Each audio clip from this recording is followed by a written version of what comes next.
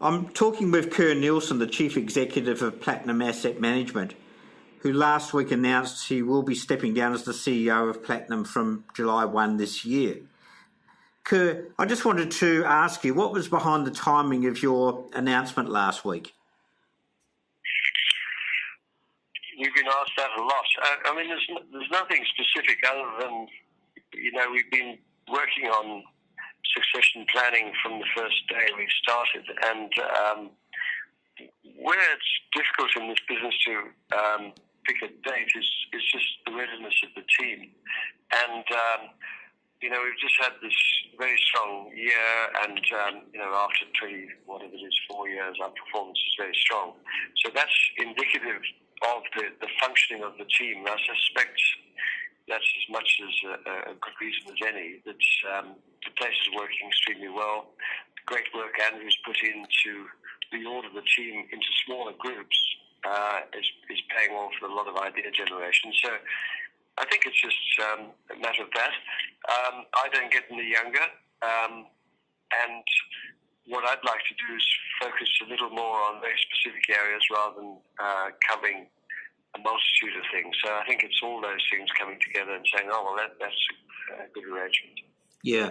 So you're staying on as Executive Director with a focus on the generation of new investment ideas and company research. What would that actually involve, Kerr? Well, as Andrew's been saying, this last couple of months I've been doing quite a lot of work on quantum computing. I've been doing a lot of work on 3D manufacturing. It's all those sort of areas that I'm quite sort of intrigued by. And so I can just sort of be a bit more selfish and just do things that I'm a bit more amused by, rather than just covering the global scenario. Because remember, there's so much going on when you're running global money. It's not like running country money where, it's basically finding stocks within a much more confined market. You've got so many choices here.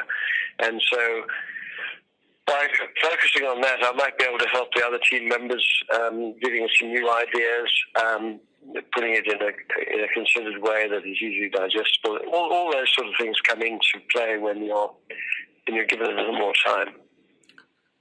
The Platinum International Fund is obviously one of the core products in the Platinum portfolio. That's heavily focused on Asia in terms of its investment, followed by Europe. Are those two regions, do you see, likely to remain the core focus of the Platinum Fund? Well, it's only because, as you know, we find our locations by virtue of where we're buying companies rather than having a predestined or predetermined allocation. And what's been happening is, the whole of the emerging markets is growing pretty strongly now. There's a realization that China isn't going to fall in the hole, that, these restructuring of some of their primary industry, particularly commodity-producing materials, is allowing Chinese profitability to improve dramatically. And so their banking industry is being refinanced through these companies being profitable again, paying back their debt and so on. So all those things have washed across Asia. So we're only interested in Asia because it's growing quickly and it's cheaper than in the rest of the world. And what about Europe? That remains a large part of the fund as well. Yeah, that's about 23% of the fund. So there's some specific plays there. We're sort of looking at, we had a lot of money in the banks, which we've tended to take down. Now we're looking at a couple of new ideas that are developing. So you can't be sure where the next dollar will be allocated in a geographic sense. And increasingly we pay less attention to that simply because a company's domiciled in one area, but much of its business could be generated elsewhere. And so we tend to just look at our exposure in terms of the ideas we have in the portfolio rather than where they're domiciled. Of course, the US is quite a low proportion of your fund. Do you see that changing over time? Well, it will, but right now, we've got some new investments we're putting in there, but we're just not finding the same valuations. The whole U.S. market is high. It doesn't mean there are not opportunities within it, but we're certainly not sort of bowled over by the number of choices we've got there in terms of neglected stocks. And I think because it's been such a long bull market there, that most of the stocks we see are pretty fully priced. I'm sure we're missing things, we always do, but it's a question of where is the most prospective. If I can buy a region that is host to companies that are growing at, the region's growing at 6% versus a region growing at 2 or 3%, and the prices are lower in the faster growing area and as profitable, I think I'd rather be in the faster growing, as profitable business. Speaking generally, Kerr, Australian investors, they're still pretty underexposed to offshore markets, aren't they, compared to the Australian market? And even those that have got exposure to offshore, they seem to be very heavily focused on the US, as we've just spoken about. But do you see that Australian investors are getting a little bit more savvy in terms of investing overseas? I wouldn't put it in those terms. I think Australia has been such a remarkable, profitable place to be for many investors for so long that they've got into the habit of thinking in terms of, why take the risk as they perceive it by going abroad? And the risks they tend to categorize, they talk about currency risk and they talk about not knowing their companies. But in fact, they're missing the point a bit because over time, currencies sort of wash out, and they're not such a significant part of the whole score. And anyway, the Aussie at this level is not going to be a big detractor or a big addition to your returns, I would have thought, over a 5-year term. It can have some effect. But the real thing is that they believe they don't understand these other companies. But I mean, if you really cut them to the quick and say, well, what do you really understand about the banks here? What do you really understand other than the feeling you have? They wouldn't be able to describe in an enumerated way why they like the banks and why they like BHP or so on. They'll give you sort of a painting by numbers type of description, but it wouldn't be a deep understanding, anything more than they would have if they were asked to describe Google or Microsoft. A lot of interest has been focused on the passive index funds, in other words, ETFs, to gain exposure to international stocks in Australia, compared to using active managers such as yourselves to try and outperform. Where do you think that debate is heading to? Well, it's starting to recede. I mean, our position has always been that an ETF is a marvelous solution to people who are actively involved in markets. But it doesn't remove the real problem they face, which is to make that allocation to the next good thing. So if you want a low-cost exposure to a broad spectrum of companies, we think an ETF has a place in your portfolio. The trouble is, the way they tend to be used is that they're a water ETF, or they're a food shortage ETF, or an electric vehicle ETF. And at some stage, they get terribly overpriced because you get everyone thinking they're the first on to the bus, and they're in fact the 10th person on the bus, or the 100th. And all that does is give people who are really onto ideas early the opportunity to sell out to these new set of buyers. And so somewhere down the track, you bought your electric vehicle ETF, and now you choose to sell it. Well, you've got to make that choice. You've still got to make the choice that you were previously paying a fund manager to make. So that's my only observation of any value on the subject. In terms of the passive versus active, passive, as I've just suggested, passive runs the risk of always being crowd heavy. And our whole philosophy, and why we've outperformed the index by a factor of 2, is that whenever the crowd's rampant, we want to be out of there. it is the weight of the crowd that gets you to those highly ecstatic states of overvaluation. Getting into that whole area, we've seen a fairly sudden pickup in market volatility over the past month or so. Is that a concern at all to you?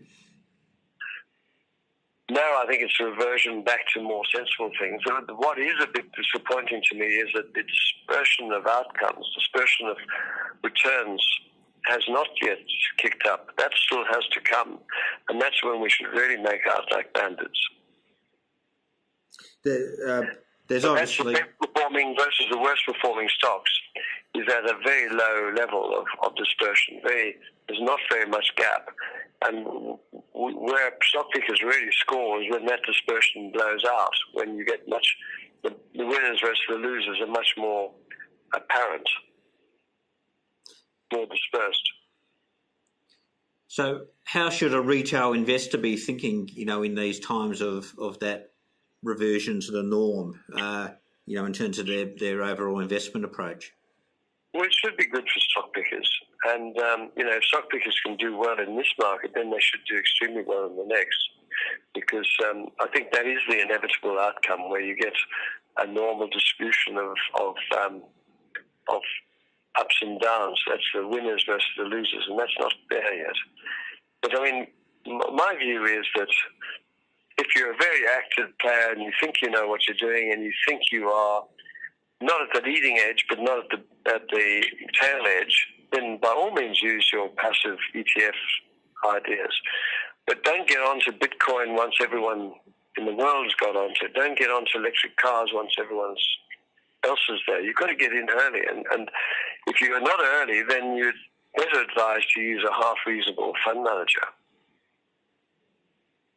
Yeah, so it's very much about picking the trend early or not playing. If you can't pick it early, don't play, because you're deluding yourself. You're fishing where everyone else is fishing, and if you think that improves your chance of finding fish, it could on occasions, but it depends how big the crowd is and how long they've been there. At the end of December, Platinum had about 18% in cash. Has that changed over the past couple of months? That's not quite accurate. It's the way we describe the shorts and the cash. So what that reflects is shorts and cash. So that means we've got 72% exposure to markets in total. We've increased our exposure a little since that blowdown at the end of January, and because we closed some of our shorts. So from an ordinary investor's perspective, what would be a good allocation towards cash, in the current climate? This is the difficult question because in a general sense, should the US market sell off, the initial effect will be worldwide, I'd imagine. It would be very rare that wasn't the case. However, because of the valuation disparities, I would suggest that these other markets can kick back quite strongly, as we've seen in the recent days. And so normally I'd be saying to you, we're very late in the cycle and words like that, but because of the continuing growth in Asia, I'm not sure that's entirely true. I think Asia could have several years of quite strong growth and very good profit growth, which has not been the case until a year ago. So it's a little counterintuitive. Yes. And just one last question, Kerr. If I was an investor with just $1,000 to invest right now, where would you be putting it? I'd be putting it in Asia. Linking it to the wider Asia growth? Yeah, because what we have is a set of countries that have been extremely frugal over the last 20 years as they've dragged themselves out of that IMF-induced contraction, that so-called Asia crisis. So all of them promised never to get into that position again. So they ceased borrowing foreign denominated loans. They got their government surpluses in place. They got the average punter to reduce his indebtedness. So it is the antithesis of the West, where, in America and Britain, you've got personal debt is reaching new highs, not as a proportion of incomes, but the amount of outstanding debt is at new highs. And, or close to new highs, whereas these other places have by comparison, low personal debt, virtually, half the level of government debt of any of the Western countries. Huge current account surpluses because they've got themselves into, underutilizing their resources and hence granting resources to foreigners. That's a way of describing a current account surplus. And so they're almost bulletproof because, they're not deficit spending, they're not borrowing money to spend, they're just much more robust. So the world I see for the next 15 years or so is where Asia simply keeps rolling and the West keeps being tossed and turned between having more debt than it really needs, political uncertainties which are becoming more apparent, and, in some ways more risk than in Asia. Now that sounds like, some sort of brainwashed idiot, but it's precisely because it's taken so long to form that we now have this whole Asian bloc, and you look at the change in exports from Korea and Japan towards its own region, and it's gone up. So there's ever more dependency on Asia rather than on the West. So it's becoming more of a self-contained system, in my view, which doesn't sit with most of us who read the Western press and who think in a still Western-centric world. But that's missing the point about this huge vacuum that's been opened up by American foreign policy and the, fulmination by the current president of America and so on, which is just sort of creating this rift between these two big trading blocs. Well, thanks very much, Kerr Neilson, for your time today. All right. Yeah. Thank you very much.